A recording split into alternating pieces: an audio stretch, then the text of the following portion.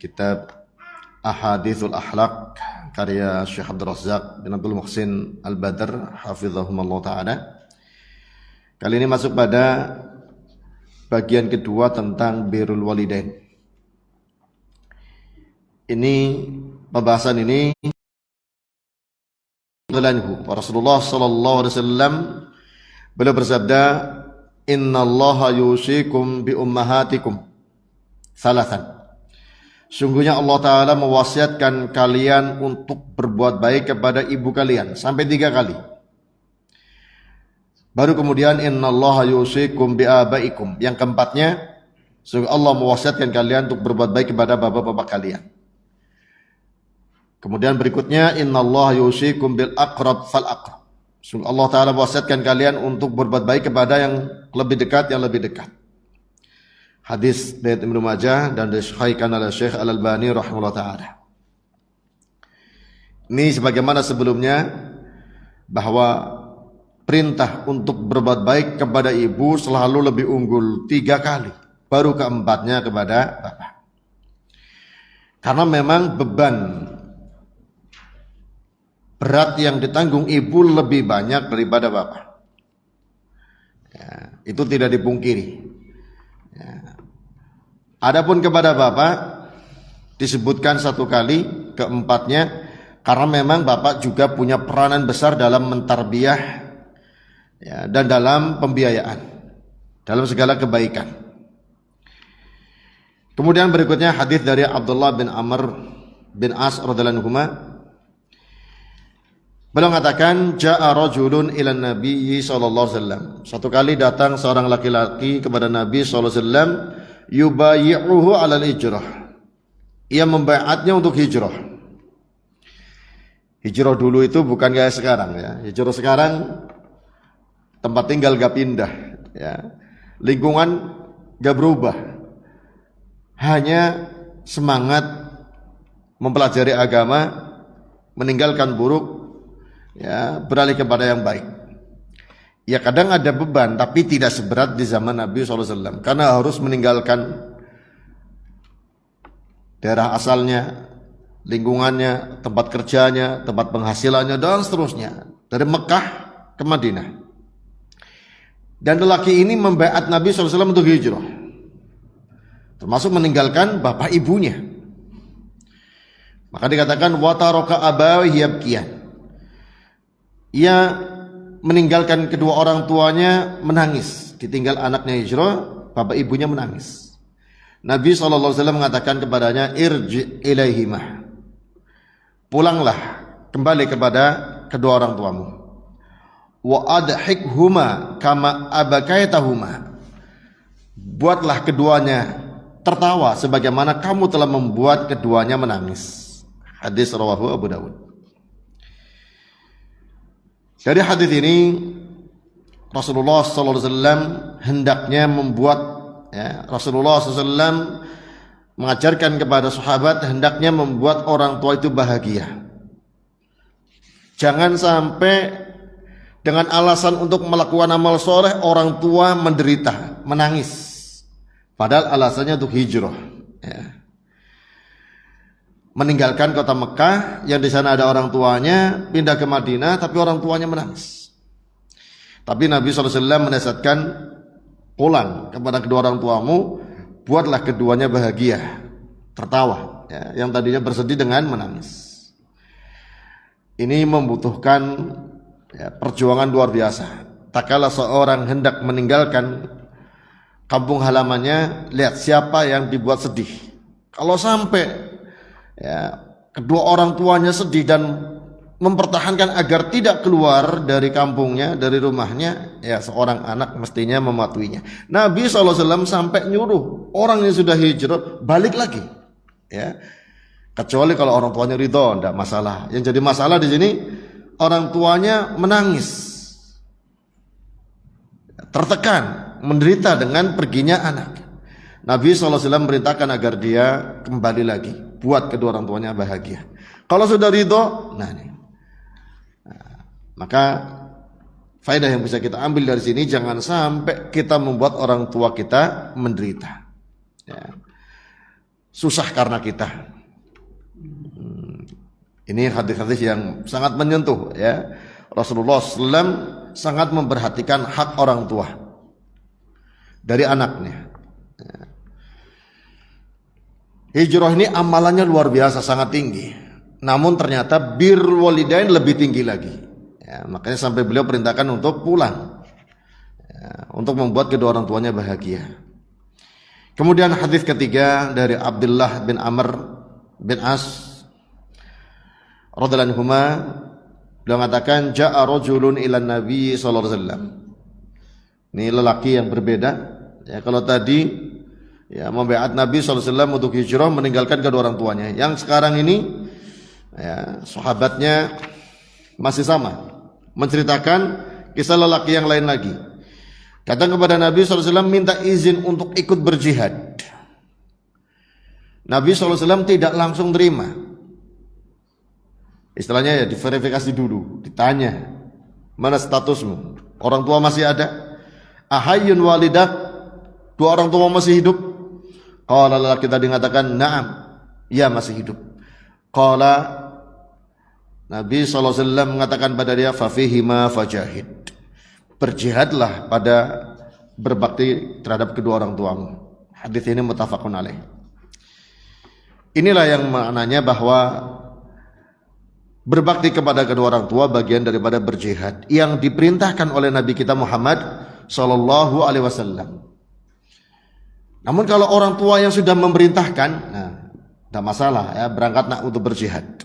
Tapi kalau orang tua menahan, kalau orang tua menderita karena anaknya pergi, mestinya anaknya juga jangan membuat sengsara orang tuanya, jangan membuat orang tua menderita. Ya. Satu-satunya anak yang di rumah laki-laki cuma dia. Kalau dia pergi, siapa yang ngurus orang tuanya? Sampai Nabi SAW memberitakan orang yang sudah siap untuk berjihad, untuk menemani orang tua, itu jihad. Ya. Sampai Nabi SAW mengungkapkannya, fafihi ma fajahid.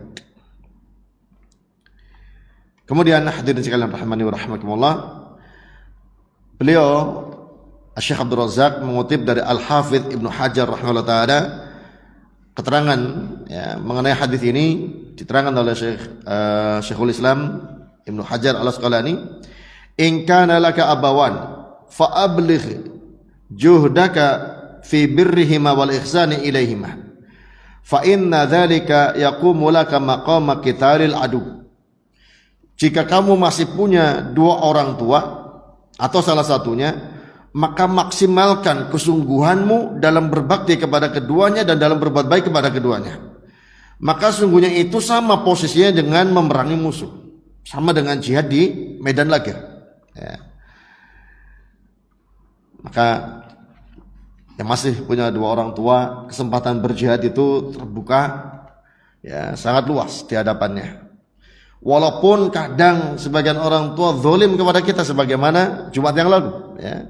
Meskipun kedua orang tua kadang zalim kepada kita, itu persepsi kita. Padahal sebelumnya orang tua itu sudah sangat berjasa kepada kita. Ya. Kemudian masuk hadis berikutnya, hadis yang keempat, an Abi Sa'id Al-Khudri radhiyallahu anhu, anna rajulan hajara ila Rasulillah sallallahu alaihi wasallam minal Yaman. Yang ini lelaki, yang diceritakan oleh Abu Sa'id Al-Khudri radhiyallahu anhu, beliau juga orang Yaman. Ada lelaki yang datang kepada Nabi SAW saat dia hijrah dari Yaman. Ya. Yaman ke Saudi itu perjalanan bis itu semalam. Ya. Bis itu semalam. Yang perjalanannya enggak berkelok-kelok, enggak naik turun, ya, padang pasir. Jauh artinya ya. Sudah hijrah dari Yaman ke Madinah, ya, perjalanan jalan kaki atau jalan kendaraan hewan saat itu. Ditanya oleh Nabi SAW, halaka ahadun bil Yaman? Kamu masih punya seorang di Yaman, di kampung halaman? Yang jawab, abawaya, ya, dua orang tua. Qala adzina laka, dua orang tua mengizinkan kamu hijrah ke Madinah? Jawab, la, enggak mengizinkan. Kata Nabi, irji ilahima, pulang lagi kamu ke Yaman. Fasta'dzinhuma, minta izinlah kepada kedua orang tuamu.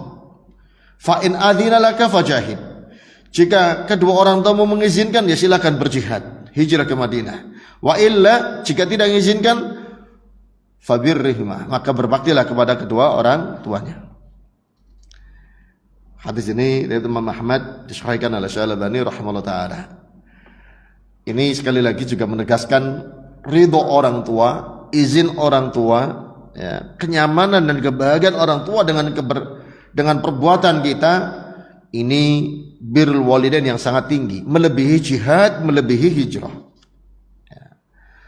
Fihi dalilun, kata Syekh Abdul Razak, annahu yajibu isti'dzanul abawaini fil jihad wa tahrimuhu idza mana'a minhul abawan aw ahaduhuma. Dalam hadis ini tadi ada dalil bahwasanya wajib minta izin kepada kedua orang tua dalam berjihad, dan haram berjihad bila kedua orang tua menghalanginya atau salah satunya menghalanginya. Li'anna birrahuma fardu ainin, karena berbakti kepada keduanya fardu ain, dan berbuat baik kepadanya fardu ain, seutama-utama jihad. Dan Nabi SAW telah menamakan birrul walidain adalah jihad. Kata beliau, wa qad taqaddama tasmiyatun Nabi SAW lahu jihadan. Nah, telah berlalu tadi dalam hadis Abdullah bin Amr bahwa Nabi SAW menamakan birrul walidain adalah berjihad. Apalagi perbuatan yang jauh di bawah amalan hijrah dan jihad, maka harus dengan izin kedua orang tua. Mau rekreasi, mau pergi kemana, kalau alasan pengajian, ya tetap izin yang masih punya dua orang tua.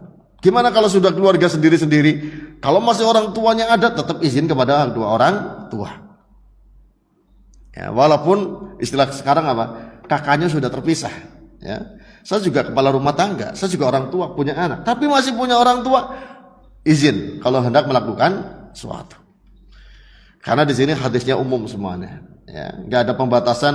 Kalau dia sudah jadi bapak, berarti nggak perlu izin lagi ke orang tua. Tidak. Ya, ini juga berlaku sama untuk laki-laki dan perempuan. Walaupun yang datang di sini adalah ya laki-laki. Kecuali tentunya kalau perempuan itu sudah menikah, maka ketaatannya beralih kepada suaminya. Kemudian dibawakan yang kelima, an Muawiyah bin Jahimah As-Sulami. Anna Jahimah radhiyallahu anhu jaa ila Nabi sallallahu alaihi wasallam faqala ya Rasulullah aradtu an aghzuwa wa qad ji'tu astashiruka faqala hal laka min ummin faqala na'am qala falzamha fa innal jannata tahta rijlaiha rawahu an-Nasa'i. Muawiyah menceritakan bapaknya, ya, Muawiyah tapi bukan Muawiyah bin Abi Sufyan, Muawiyah bin Jahimah. Ya. Jahimah ini bapaknya Muawiyah radhiyallahu anhu, seorang sahabat juga, pernah datang kepada Nabi SAW mengatakan, ya Rasulullah, aku ingin ikut berperang dan aku sudah waqajitu astasyiruka, aku datang kepadamu untuk mengusulkan diriku ikut dalam peperangan ini. Kata Nabi SAW bertanya kepada dia, hal laka min ummin, kamu masih punya ibu? Qala na'am, ya masih ada. Qala falzamha, tetapilah ibumu. Fa innal jannata tahta rijlaiha, sungguh surga berada di bawah kedua kaki ibu. Ini yang ya disebutkan hadisnya, hadis riwayat Imam Nasa'i, dan dikatakan hasan sahih oleh Syekh Al-Albani rahimahullah taala. Kalau yang beredar dengan hadis yang beredar itu dengan istilah al-jannatu tahta aqdamil atau aqdami an-nisa, ya. Memang yang semakna itu banyak. Dengan lafaz yang seperti ini sahih, ya. Kalau dalam terjemahannya ya bahwa disebutkan surga di bawah telapak kaki ibu, ya, ada landasannya, ya. Ini pula ini yang jadi pegangan bahwa surga itu tidak harus dengan jihad fisabilillah, tidak harus dengan berperang di medan laga. Termasuk berbakti kepada orang tua adalah berjihad. Dengan berbakti kepada orang tua bisa meraih surga, karena surga diantaranya terletak di bawah kedua kaki ibu. Artinya dengan berbakti. Ini yang perlu diwaspadai, nggak boleh untuk guyon, ya, karena sebagian orang tahu hadis ini hanya untuk ya memperolok, ya. Yang dimaksud dengan surga di bawah Ya. Kedua kaki ibu itu min bir ummi, kata beliau, min bir ummi, dengan berbakti kepada berbakti kepada ibu. Wa qama bihaqqiha, maka dia menunaikan hak ibu, dakhalal jannah, dia akan masuk surga. Ya. Jangan lantas untuk guyonan dilihat nanti telapak kaki ibunya, ini keliru, ya, fatal. Ini nanti bisa masuk memperolok sunnah Nabi Muhammad sallallahu alaihi wasallam. Kemudian yang keenam, hadis dari Abi Darda radhiyallahu anhu yang mengatakan, sami'tu Rasulullah sallallahu alaihi wasallam yaqul, al-walidu awsatu abwabil jannah. Fa in syi'ta fa'adhi dzalikal baba aw ihfadhu, rawahu Tirmidzi. Hadis disahihkan oleh Syekh Al-Albani rahimahullah taala. Kata Abu Darda radhiyallahu anhu, aku mendengar Rasulullah sallallahu alaihi wasallam bersabda, bapak adalah pintu surga yang terbaik. Bila engkau mau, sia-siakanlah pintu itu, dan bila engkau mau, jagalah. Rawahu Tirmidzi. Kalau disebutkan sebaik-baik pintu surga itu adalah bapak, apalagi ibu. Karena dalam nas-nas yang sebelumnya berbakti kepada ibu disebutkan sampai 3 kali, baru kemudian kepada bapak. Kalau dalam hadis ini disebutkan bahwa bapak, artinya dengan berbakti kepada bapak itu merupakan pintu surga yang paling tinggi, yang paling baik, apalagi tak kalah berbakti kepada ibu. Ya. Ini untuk menjelaskan bapak pun jangan disepelekan, walaupun disebutkannya ya lebih sedikit dibandingkan ibu, bapak pun merupakan pintu surga. Ya. Kemudian hadis yang ke-7 dari sahabat Abu Hurairah radhiyallahu anhu, dari Nabi sallallahu alaihi wasallam beliau mengatakan, la yajzi waladun walidahu illa an yajidahu mamlukan fayastashirahu fayashtariyahu fayu'tikahu, rawahu Abu Dawud. Hadis ini juga disahihkan oleh Syekh Al-Albani rahimahullah taala. Sahabat Abu Hurairah radhiyallahu anhu menceritakan dari Nabi sallallahu alaihi wasallam, beliau bersabda, seorang anak tidak bisa membalas kebaikan orang tua kecuali kalau dalam keadaan anak menjumpai orang tuanya sebagai budak lalu dia membelinya dan memerdekakannya. Artinya berbakti kepada orang tua seperti orang yang memerdekakan budak. Memerdekakan budak pahalanya sangat besar. Kemudian hadis berikutnya sebutkan dari Sa'id bin Abi Burdah yang mengatakan, aku mendengar bapakku menceritakan bahwasannya ia melihat Abdullah bin Umar ibn al-Khattab dan seorang lelaki dari Yaman. Ya. Jadi perawi ini menceritakan hadis dari bapaknya. Ya. Ini berarti anak dan bapak sama-sama ahli hadis. Bapaknya menceritakan bahwa ia melihat sahabat Abdullah bin Umar dan seorang lelaki dari Yaman, nggak tahu namanya siapa, yang sedang tawaf di sekeliling Ka'bah. Orang Yaman ini membawa ibunya, digendong di punggungnya. Ya. Tawaf itu 7 kali, muterin Ka'bah sambil gendong ibunya, luar biasa. Ya.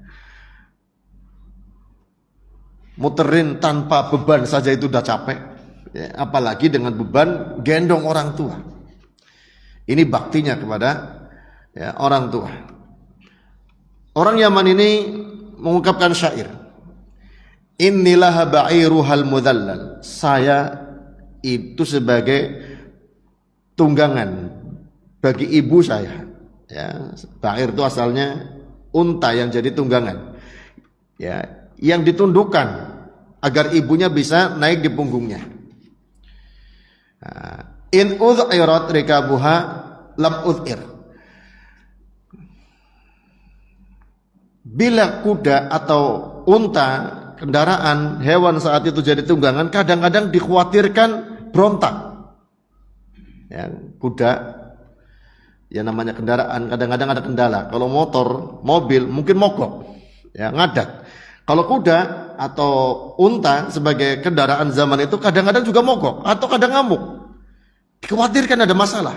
Adapun saya jadi kendaraan ibu saya enggak perlu dikhawatirkan. akan sangat nyaman bagi ibuku. Kemudian perawi ini bertanya, ya Ibn Umar, wahai Abdullah bin Umar. Sahabat yang nanya ini ternyata orang Yamannya ya, yang gendong ibunya.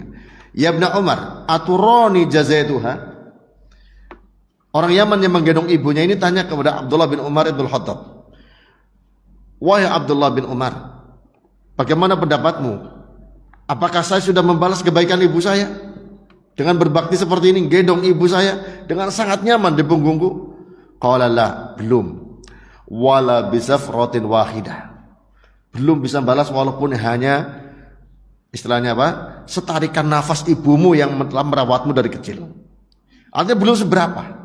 Padahal kalau kita melihat luar biasa ini perjalanan dari Yaman ke Ka'bah ke Mekah zaman itu sudah ya melelahkan sekali. Sudah gitu membawa tawafnya digendong. Tapi kata sahabat Abdullah belum seberapa. Setarikan nafasnya pun belum. Nah kalau kita dibandingkan dengan para sahabat dahulu gak ada apa-apanya. Malah kadang kita sebagian masih membuat orang tua tertekan, menderita, masih berpikir panjang tentang anaknya, ya, tentang ekonominya, tentang problemnya dan lain-lainnya. Kemudian yang ke-9, ini ada saya catat ada sekitar 12 yang sudah 13, namun tidak saya bawakan semua untuk kesempatan yang lain insyaallah. Yang ke-9, ini yang terakhir saya bawakan kali ini. Suatu kisah yang diriwayatkan oleh Ibnu Abi Dunya dalam kitab Makarimul Akhlaq. Ya. Berasal dari Muawiyah bin Saleh yang mengatakan ada lelaki datang kepada Umar ibn al-Khattab. Lalu yang mengatakan, ya Amirul Mukminin, ummi ajuzun kabirah, ana matiyatuha. Wa Amirul Mukminin, ibuku sudah tua, udah repot. Saya jadi tunggangannya. Ya, zaman itu nggak ada kursi roda ya. Kemana-mana ya digendong sama anaknya. Saking repotnya. Repot maksudnya kondisi orang tuanya sudah jalan udah nggak bisa. Ya, maka yang bisa ya anaknya yang mengurusinya. Digendong kemana-mana. Aj'aluha la dhahri. Aku jadikan ibuku di punggungku digendongnya. Wa anhani 'alaiha biyadi. Aku merunduk, membungkuk ya kepada ibuku dengan tanganku untuk memudahkan segala urusannya.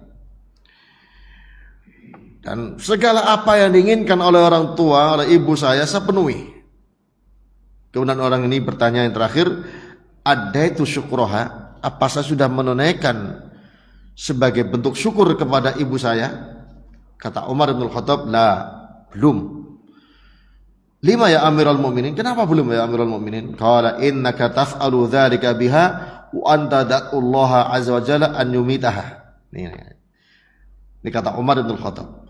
Kamu melakukan itu semuanya, sisi lain kamu berdoa kepada Allah agar segera mewafatkannya. Wa kana taf'alu dzalika bika wa hiya da'ullaha azza wa jalla an yutila umrah. Sedangkan dulu ibumu melakukan hal seperti itu kepadamu, gendong, mandikan, nyuapi, ngurusi dari itu dengan berdoa kepada Allah agar memanjangkan umurmu. Ya, kebalik. Anak kalau merawat orang tua berharap segera wafat. Orang tua merawat anak agar panjang umurnya. Itu ungkapan siapa? Umar ibnul Khattab. Sahabat yang kata Nabi SAW hampir jadi Nabi karena firasatnya banyak yang benar, perkataannya Masya Allah. Dan beliau khulafaur rasyidun yang memang kita diperintahkan mengikuti sunnahnya ya. Ini kata-kata yang perlu kita renungkan. Sebagian anak tak kalah merawat orang tua memang seperti itu, kadang berharap segera orang tua meninggal. Bisa jadi karena apa? Repot ya, terganggu waktunya, terganggu tenaganya, bahkan kadang berharap warisannya ya. Adapun orang tua merawat anak karena berharap anaknya panjang umur, sehat, segar bugar, masa depan cerah dan semisalnya. Ini insyaallah yang bisa kita sampaikan pada kesempatan kali ini, semoga bermanfaat. Wallahu taala a'lam bissawab. Subhanakallahumma wa bihamdik asyhadu an la ilaha illa anta astaghfiruka wa atubu ilaik. Assalamualaikum warahmatullahi wabarakatuh.